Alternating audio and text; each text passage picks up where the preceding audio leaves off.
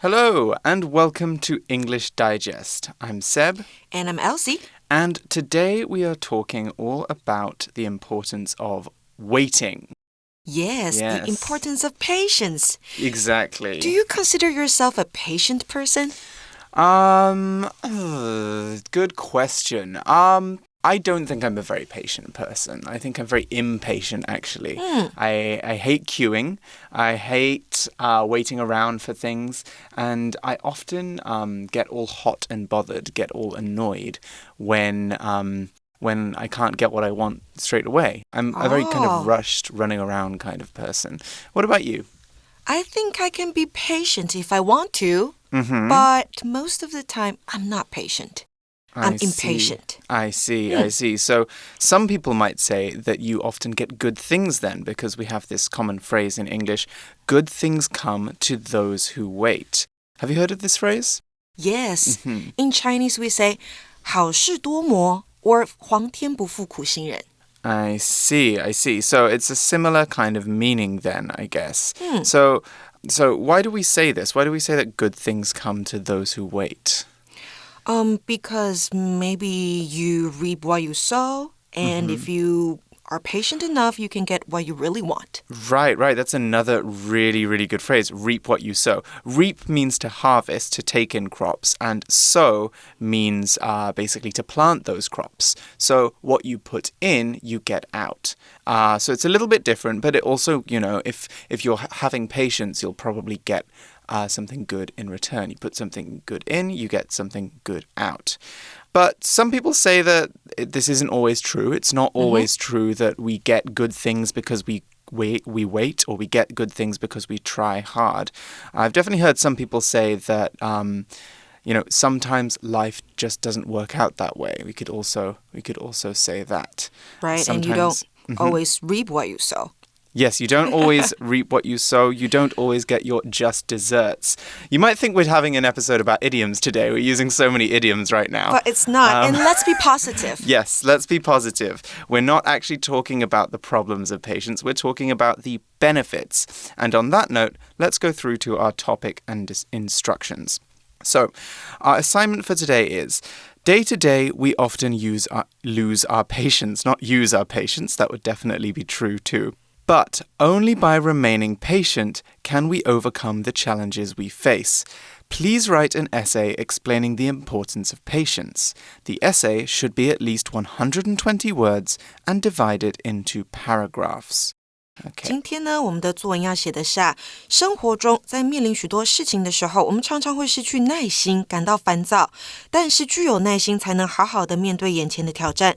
所以请同学们以一篇文章说明耐心的重要性 The importance of patience. 文长呢至少是120个单词，文章必须要分段。Just have a little patience. What do you think they mean by that? So just have a little patience and good things will come to those who wait. Exactly. Just like you said. Just wait for me for a little while and yeah, maybe we can work things out. But yes, so they say have a little patience, and we can have a little patience, but there's also lots of other verbs we can use with patience too. We can talk about someone lacking patience, that's not having patience. I could say that I sometimes lack patience. We could say that we could ask someone for patience, so ask someone to wait for us, or we could require patience, or we could demand patience. And lastly, someone who's really annoying can exhaust our patience. So, do you think it's always best to be patient? Is it always a good thing? I think so, but maybe not to be super patient. Like if you wait for a long time, then maybe you should quit.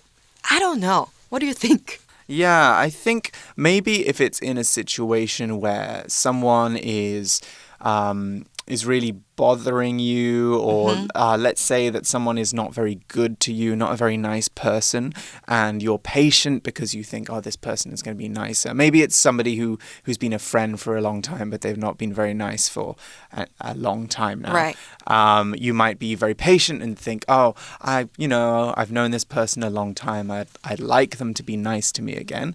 But maybe they'll just keep being mean to you. And so for that reason, maybe in that situation, it's best to just think, okay, I'm going to move on and do something else. Right. You And in your opinion, what can patience really help us? That's a good question. There's lots of things that patience can help us with. I think one thing that it definitely helps me with is studying for exams. I think if you're impatient and you're studying for an exam, you can immediately think, this is too hard, I'm not going to learn it all, or this is too boring, I don't want to sit here all day, and you won't get stuff done, right? Right, or learning a language like you. Learning Mandarin Chinese. So I think you are a patient person because your Chinese is really good.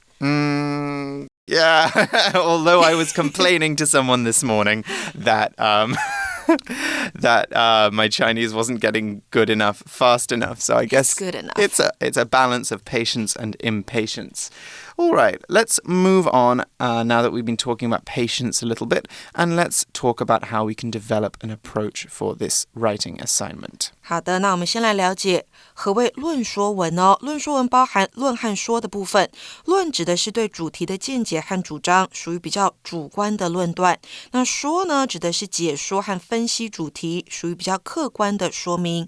常见的论说文类型有第一种，剖析某事物的优缺点和利害得失；第二种，比较两事物的优缺点；第三种，说明某事物的影响或重要性。面对这样子的题目，我们必须要提出理由，加以举证，然后分析原因，说明结果。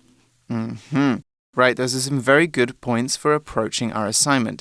As Elsie said, we are writing an essay-style piece of writing, so we need to introduce and explain our main subject and then analyze it.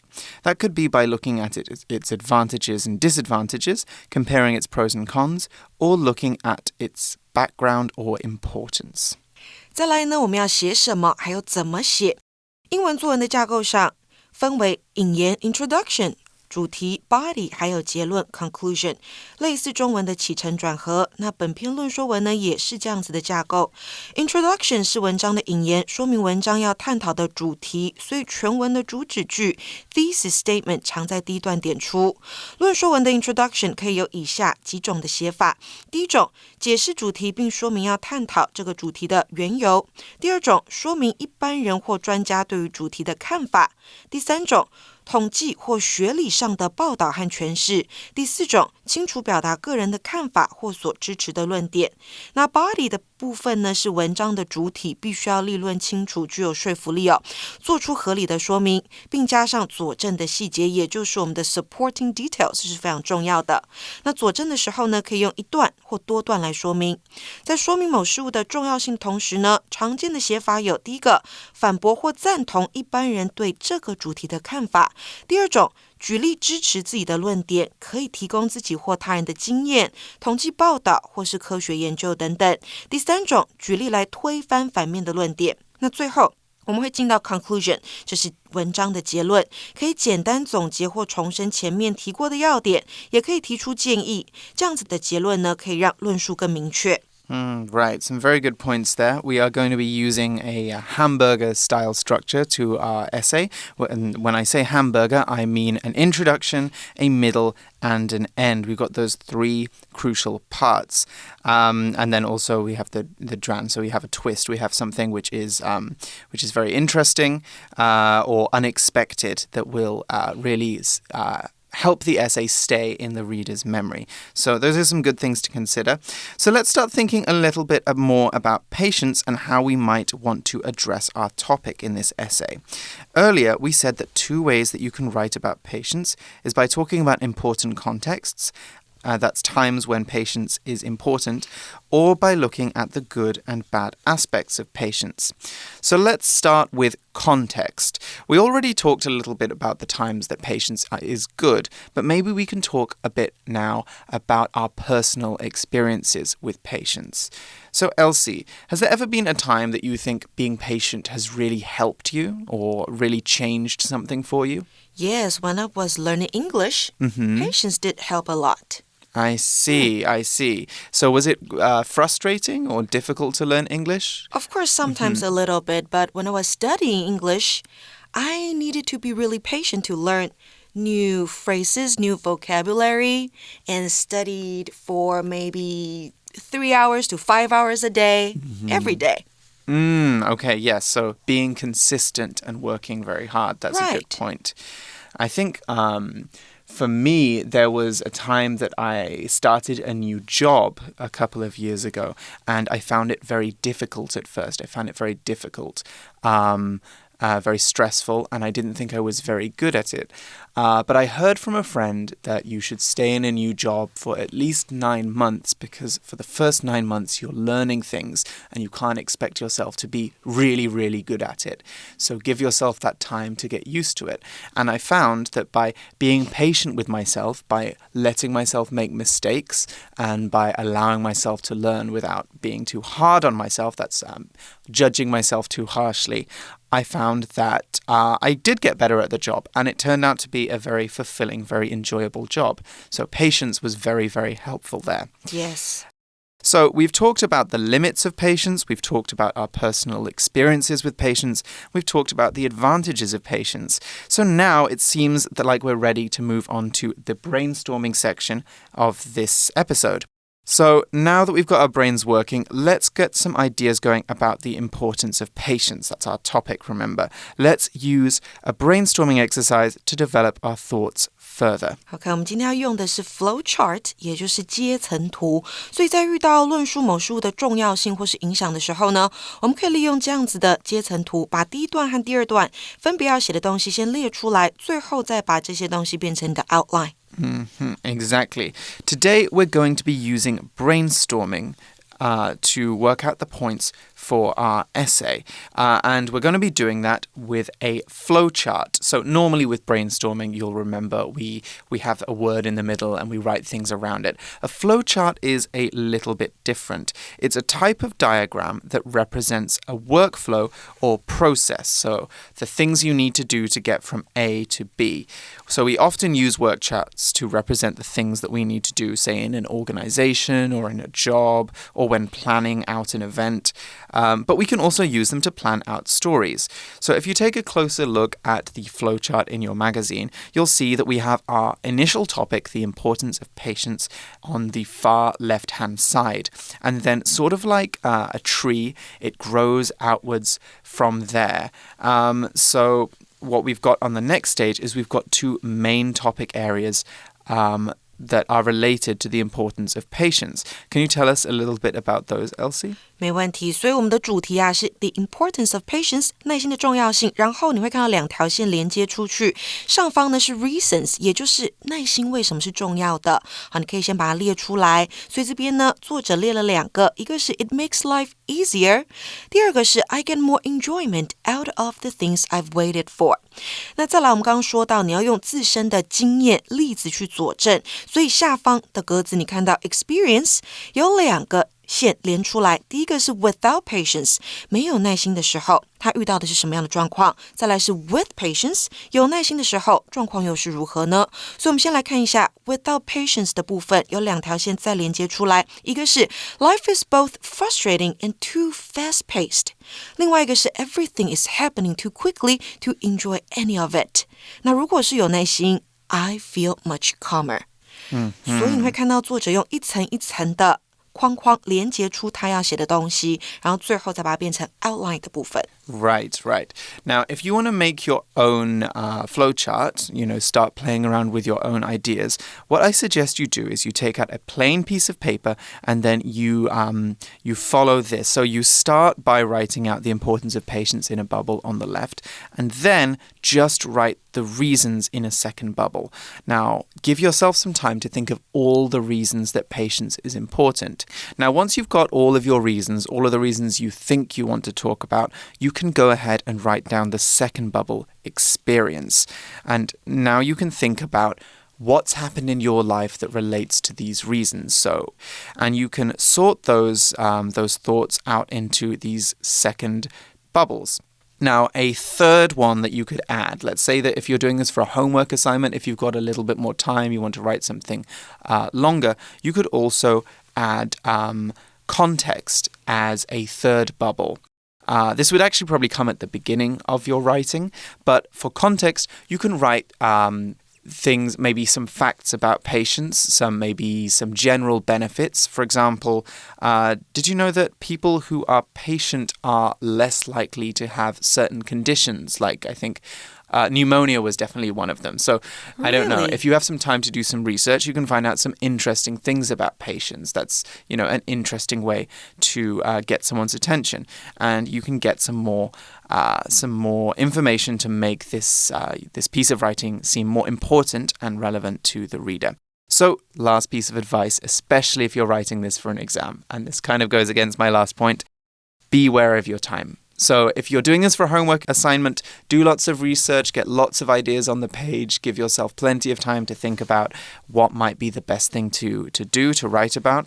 But if you're going to be practicing this for your exams, try and do this in no more than 5 minutes. Give yourself a short amount of time to just get your ideas on the page. Yeah, maybe only 3 minutes. You want to make sure you get to that essay as quickly as possible. Yeah, and after you have your flowchart, you have to start to plan for your outline. Exactly, and that's what we are moving on to now. So, what is an outline? Just to go over this again, an outline is basically a very short way of writing that organizes all of your thoughts, normally into a list. You can use different strategies. Sometimes I use a brainstorm mind map to do an outline as well. But a traditional outline tends to be a bulleted list where we write our main points furthest over to the left, and then sub-points beneath, which are indented. So, for example, we could write down a reason for patience being important, and then sub-points for that could be some of our personal experience or some details behind that reason. So those are some good things to remember. As I said, I like to use visual tools for this, especially if it's for a big piece of writing. So I might use something like a mind map. But if you already have your ideas clear like we do in our assignment, you can go ahead and use our more traditional form of mind map. What kind of outlining tools do you like to use, Elsie, when you're writing? I like this flowchart a lot because it can help me develop my ideas step by step. That's very true. Yes, it definitely helps you visualize things. But let's stick to the one that we know best now, and let's take a look at the example outline that we have in our magazines. So it begins with this introductory sentence. Patience has been a problem for me since I was a child. So this is our thesis statement. Remember, our thesis statement is a sentence or a couple of sentences at the beginning of a piece of writing that lets us know what the writing is about. So we know this is going to be about someone's personal experiences with patience. And this is a great way for writing persuasive essays. By showing you have a personal connection with the topic, you make yourself sound more authoritative and more believable. You could also imagine an experience that your reader might have and write about their lives. For example, I'm going to guess that you struggle to remain patient from time to time. That could be doing you more harm than you realize. Did you know that impatient people are more likely to report health problems like headaches and pneumonia? Okay, that's where I got my fact from before. It's not heart disease. Ignore what I said. So why I chose to use that example is when you write about the reader or why it's important to the reader, you really get their attention. You show a connection between the topic and them. And people love listening to stories about themselves, so they love... Especially problems. Problems, exactly. Right, so the writer put, there has been a problem for me, right? There has been a problem So for me, the audience, the readers will be like, whoa, what is this problem? Maybe I have that problem too. Exactly. There's two things that I think that readers love to read in pieces of writing. Either stories about someone overcoming their own problems or overcoming adversity, or hearing about things that could be wrong with their own lives or things that could help them in their own lives. Right. So those are two really good ways to get someone's attention. So moving on, let's recap quickly. Patience has been a problem for me since I was a child. And then after that, we have our sub-points, our backup points. Now that I'm older, I struggle with it less. It took a lot of hard work to see the value of patience, and having patience makes my life easier and gives me more enjoyment of the things I've waited for. So we have some general points here. And when you're writing out your outline, you can maybe think, what are some more personal details that I can add to this? How can I add some more color and some more detail to these backup points? 好，所以我们在第一段当中呢，看到作者先提出耐心是他一直要去解决的问题，然后他带出呢，耐心有什么样的好处？因为他说他年纪越来越大之后呢，他就可能比较有耐心，所以他做事起来困难度就会下降。那再来第二段，接着要带出没有耐心会带来的挑战和困难。所以呢，在主题句第二句，也就是第二个 paragraph 当中，我们看到的是 Without patience, life is frustrating and too fast-paced.没有耐心，生活变得令人沮丧，而且呢，步调太快。再来 A 这一点，我们看到的是 It can feel like everything is happening too quickly to enjoy。所有事情发生太快，以至于没有办法好好的享受。再来呢 B Once I slowed down and focused on being patient, I felt calmer. 他在 B 这句当中呢，带出他把步调放慢，有耐心之后带来的好处是什么？他变得比较冷静。最后再带出结论句 conclusion 的部分 Though it takes time, exercising one's patience has great benefits and is well worth the effort. 他再次重申有耐心的好处。Okay, so that gives us a good idea of how we can go about writing this. Let's take a quick break, rest our brains for a minute, and when we're back, we will take a look at the basic sample.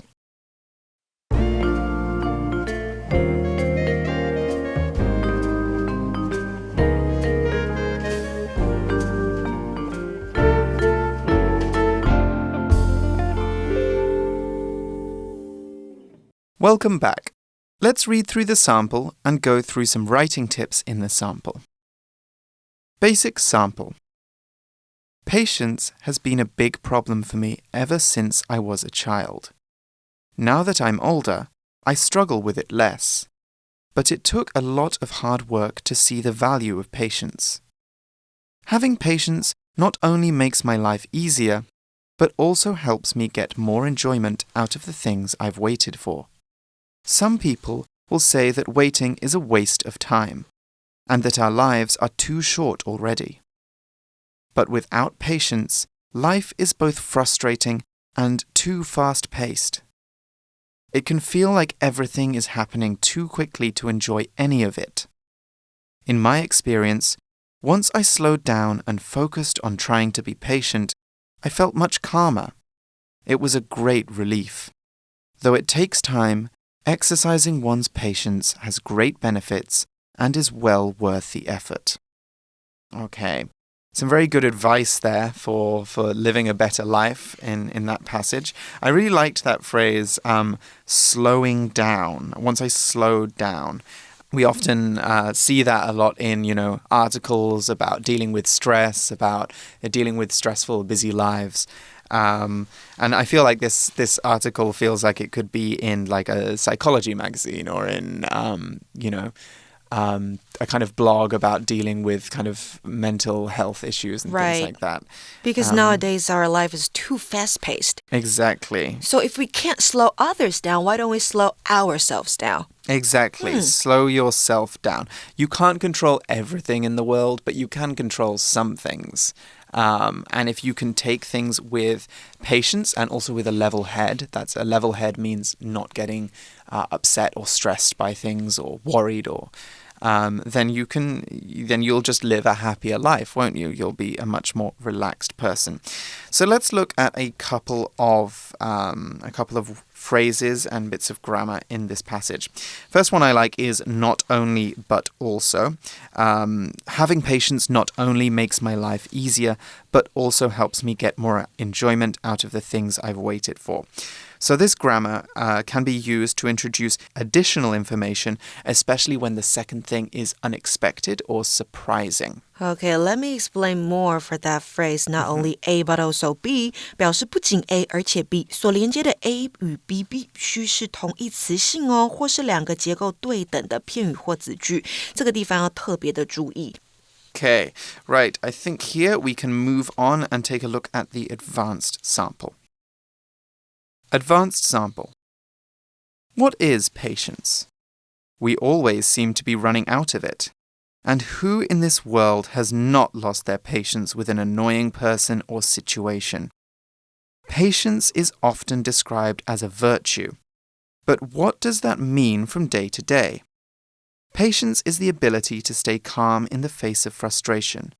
Thus, not only does it help us be more content, but it also makes social interactions move more smoothly. According to studies in 2007 and 2012, patience can predict a person's well-being.